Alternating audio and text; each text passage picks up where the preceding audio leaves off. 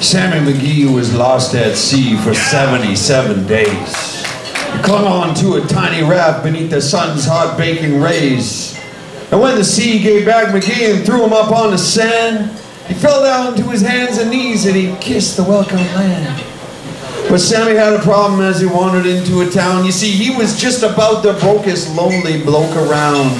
That's right, his lonely member stood out straight just like a rocket, right beside the lonely silver dollar in his pocket.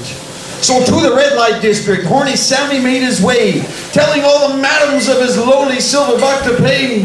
Well, some of them merely laughed, while others slapped him in his face, telling him to take his buck and try some other place.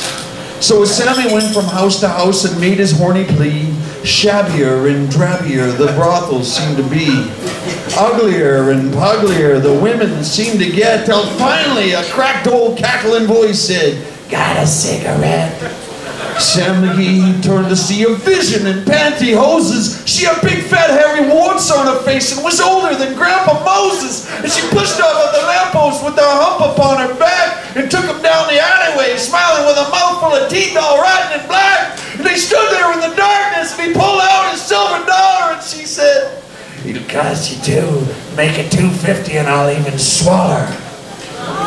He said, "I'm oh so sorry, but this is the only bread I got." And then he cried a dozen tears and snuffled up some sniffle snot. And she said, "Oh, stop your blubber, and I can't stand to see a grown man cry. I'll take that silver dollar and let you do it in my eye." So she popped her glass eye out and dropped it neatly in her pocket. And then falling to her knees, she said, "Hurry up and bone my socket."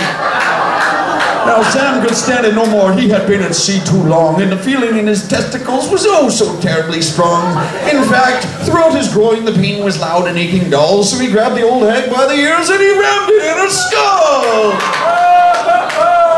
Now, a quicker buck she never made before, the old hag reckoned. Never had she seen a fella finish in less than half a second. So she took the silver dollar and fished her glass eye out of her pocket. With so much lubrication, it went easy back in his socket.